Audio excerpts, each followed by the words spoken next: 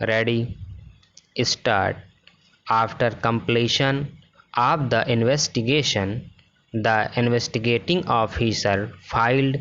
charge sheet against the three accused persons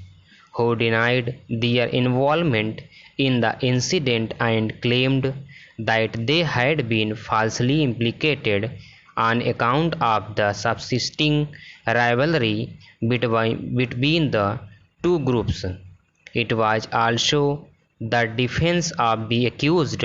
that the story as narrated by PW1 should not be accepted for the reason that the accused number 1 had suffered from polio and having been crippled by the said disease,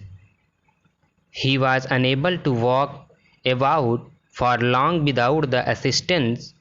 of an escort.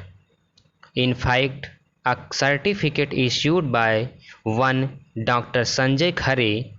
disclosed that the accused appellant number 1 herein is permanently disabled.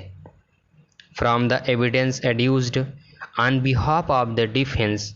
the learned sessions judge found that the appellant number 2 was 59 years old and the third accused was 68 years at the relevant time. The learned sessions judge, upon appraisal of the evidence, found the story of the prosecution to be improbable, basing his decision on the evidence that the appellant number 1 herein had been crippled by polio and it was physically impossible for him to lift a heavy stone in the manner suggested by the prosecution.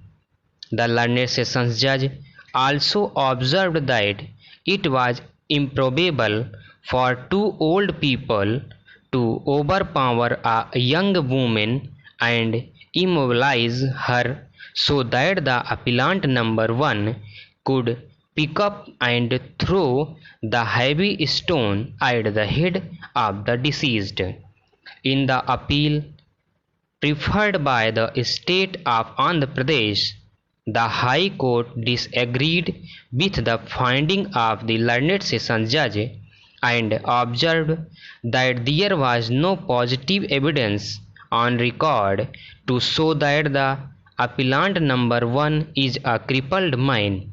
The High Court went on further to observe that even if the defense story that the appellant number 1 had suffered a polio attack was accepted, such attack was always to the legs and not to the hands, and on such supposition the High Court came to a finding that the appellant number 1 was strong enough to lift the stone and throw it at the head of the deceased.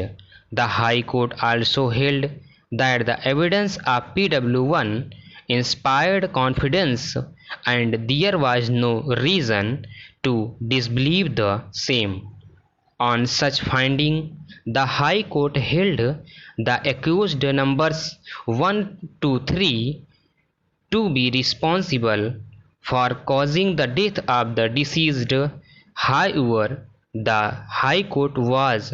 of the view that the offence committed by the accused persons,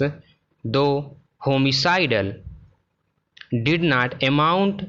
to murder and had possibly been committed with the intention of causing grievous hurt to the deceased. The High Court accordingly held the accused persons to be guilty of an offence punishable under section 326 IPC, read with section 34 IPC, and convicted the accused numbers 1 and 2 and sentenced each of them to suffer